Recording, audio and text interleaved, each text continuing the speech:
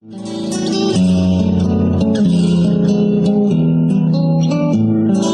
la palabra, palabras. Oye, ¿estará bien dicho así? Como si yo supiera gran cosa del lenguaje. No es poco frecuente que me pregunten acerca de cómo está bien dicho. Te pongo un ejemplo. ¿Se cocen las verduras o se cuecen? Casi imagino la respuesta que me darás, y casi quisiera creer que no soy el único que se ha enfrascado en polémicas un poco absurdas y aburridas acerca de la corrección de términos a los correctores del lenguaje. Al final te platicaré un hermoso cuento al respecto, pero antes creo que vale la pena que nos detengamos unos minutos a conversar sobre el hecho de que más allá de la supuesta pureza del lenguaje, está la necesidad de usarlo para entendernos. ¿Te gusta la gramática? A mí tampoco. Trataron de enseñármela y fue un desperdicio de horas clase y de buena voluntad de muchos profesores primarios y secundarios que se enfrentaron con mi incapacidad para entenderla. Ahora que soy adulto y que más o menos he aprendido el lenguaje y su mecánica interior, dije aprendido, no estudiado, y es algo a lo que nos referiremos en extenso andando las conversas. Ahora caigo en la cuenta de por qué fracasaron quienes intentaron enseñarme gramática, porque la tal gramática no es lo que es.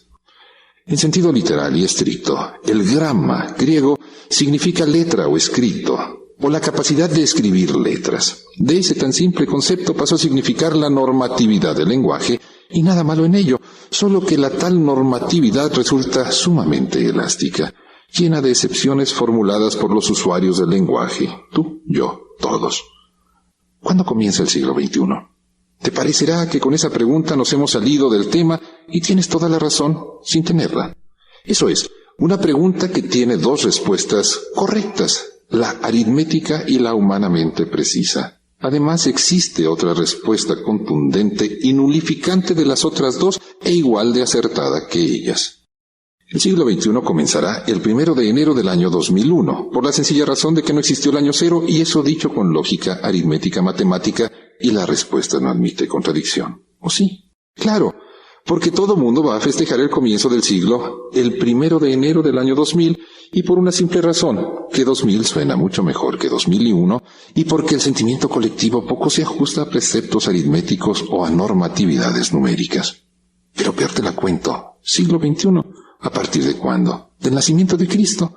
Todo bien, solo que hay un pequeño problema llamado Constantinopla.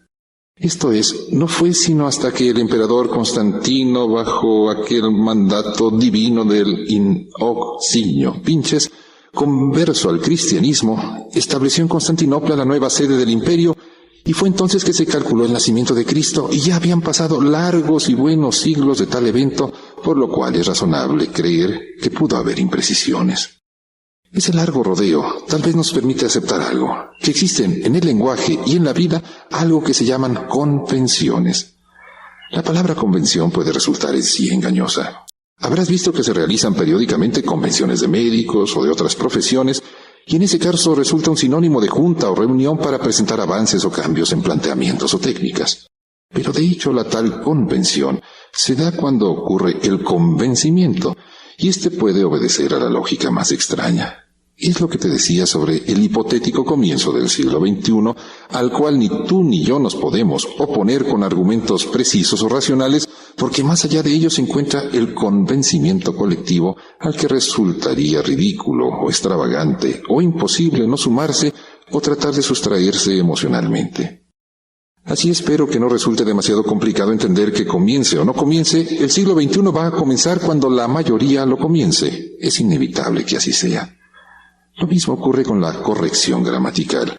Las letras están bien puestas cuando expresan lo que queremos expresar. Esa es la condición. Va un ejemplo que espero muestre cómo las reglas gramaticales están llenas de excepciones que da el uso convencional. En estos tiempos de sueldos tan escasos, no desentona hablar de ellos. Fíjate, en la historia hay una constante que se llama la guerra, y para hacerla siempre se han necesitado ejércitos, y un ejército entre más sólido, más poderoso, ¿o no? Para hacerlo sólido, nada mejor que soldarlo con la soldada, tal cual. Así se le llamaba inicialmente al pago que se daba a los contratados para pelear, la soldada, una determinada cantidad de dinero. ¿Percibes la transformación de la palabra? Al que recibía el pago se le denominó a su vez el soldado, y todo derivó de un concepto primario, solidez. Pero como una vez inventadas las palabras se les puede aplicar para cosas diversas, cuando el ser humano aprendió a unir metales, nada mejor que llamarle a ese hecho tecnológico soldadura. Ahora me surgen una serie de preguntas con respecto a la propiedad del lenguaje. ¿Cómo se dice soldar o soldar al hecho de fusionar dos trozos de metal? Gramaticalmente lo correcto sería soldar, pero correctamente hablando es soldar. Al que recibe un pago por su trabajo se le da un sueldo o un soldo. Es correcto decir soldado o soldado. Lo gramaticalmente correcto en no pocas ocasiones resulta rebasado por la corrección convencional. Otro caso. Se supone que con el sudor debemos desquitar el sueldo. Gota a gota el sudor fluye y en no pocas ocasiones estamos así, agotados. Pero la llave del agua gotea. Entonces tú y yo deberíamos de sentir agoteamiento. Ni a ti ni a mí se nos ocurriría decir tal disparate tan correcto, ¿o sí? La gramática es un compendio excepcional, de excepciones. Es como tantos otros en la vida, un mal necesario que hay que simplificar. Mira, si un niño tuviera que aprender gramática para poder expresarse, quizá llegaría a la edad adulta antes de atreverse a decir algo. Y lo que ocurre es exactamente lo contrario. Primero, aprendes a decir lo que tienes que decir, y luego se pierde el tiempo a escuela tratando de aprender a enseñar una lengua imposible. Más allá de la gramática está el amor por la lengua, el respeto por ella que se manifiestan en la caligrafía y en la ortografía. Palabras altisonantes que no significan otra cosa que el manejo de la pluma para hacer buenas letras, y la hermosura intrínseca de la buena escritura. Artes que no se pueden aprender de otra forma, sino con el enfrentamiento solitario entre la persona y el papel. Eso es. Gramática en sentido literal y estricto es el manejo de las letras, saberlas acomodar de forma armónica precisa para que reflejen el pensamiento. Como nos han enseñado que nuestra lengua es de segunda para un tercer mundo en el que habitamos, la palabra gramática se ha pervertido. Más que un cúmulo de conocimientos inútiles, es el saber manejar las letras, pues ellas son lo único que tenemos para descifrar la propia historia y la colectiva y para poder comunicarnos razonablemente con los demás. Más allá de la gramática, la aspiración sigue siendo la misma, que tus palabras digan exactamente lo que quieras que tus palabras digan exactamente. Fácil, tan fácil como acomodar correctamente las letras, que de ellas están hechas todas las palabras. Y sobre el asunto de la corrección y los correctores, un cuento árabe, a ver si te gusta. Abdullah bin Yahya estaba mostrando a un visitante un manuscrito que había hecho. Él le dijo, esa palabra ha sido mal escrita. Inmediatamente Abdullah deletreó la palabra escribiéndola en la forma que aprobaba su invitado. Cuando se hubo oído le preguntaron a Abdullah, ¿por qué hiciste eso si sabías que su corrección era de hecho incorrecta y escribiste mal la palabra cuando la forma original era realmente correcta? Y él contestó, fue una muestra de sociabilidad. El hombre creyó que me estaba ayudando y pensó que la expresión de su ignorancia era una indicación de conocimiento. Yo apliqué el comportamiento de la cultura, de la cortesía, no el comportamiento de la verdad, porque cuando la gente busca cortesía e intercambio social, no puede soportar la verdad. Si yo hubiera tenido la relación de maestro a estudiante con ese hombre, las cosas hubieran sido distintas.